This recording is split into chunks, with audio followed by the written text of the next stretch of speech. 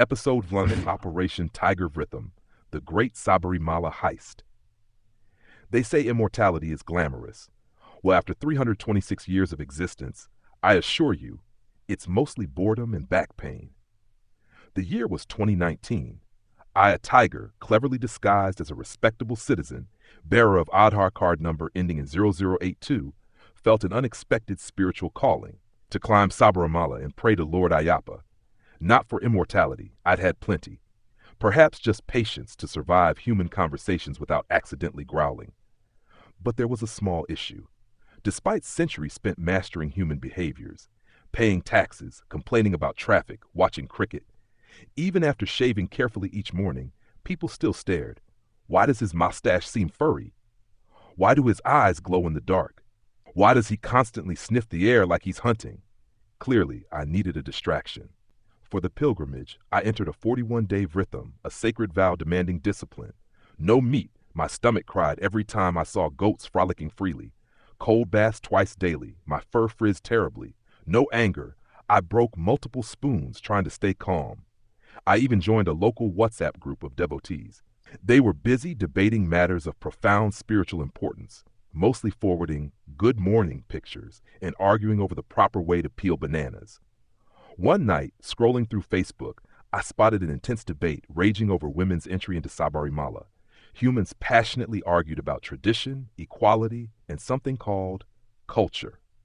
I marveled at how a single comment could ignite family feuds faster than property disputes.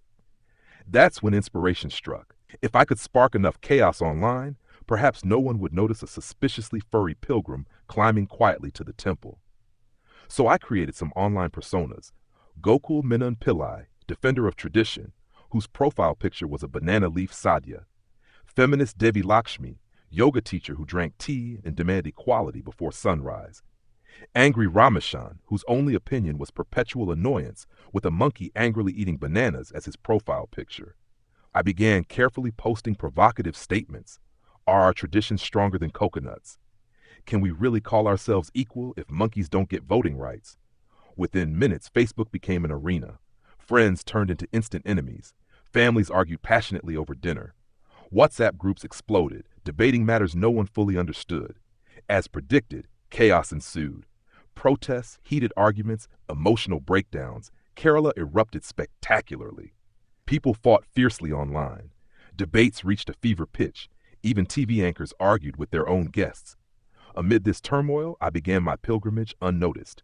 Humans were too busy accusing each other of cultural sabotage to notice the large man whose gait resembled a jungle predator's stroll. My first pilgrimage was successful.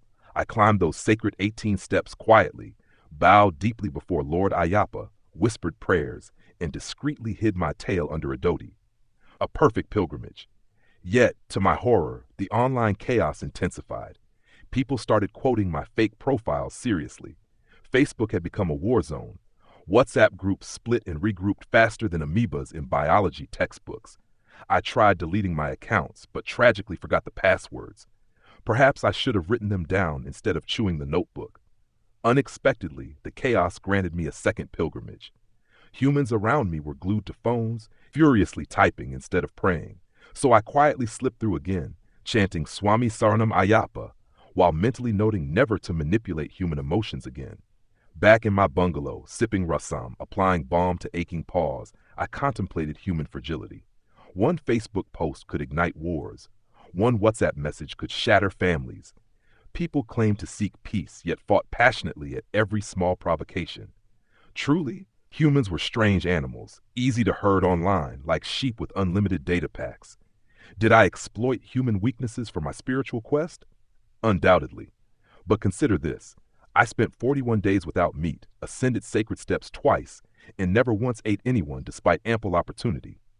Perhaps this tiger, after centuries disguised as a human, had learned humanity's greatest lesson. It's easier to change stripes than to change minds. And that, dear listeners, is how a 326-year-old tiger engineered Kerala's greatest social media controversy without ever revealing his whiskers. Remember, behind every heated Facebook debate, there might be a bored, spiritually confused tiger just trying to fulfill his vow. End of episode 1160.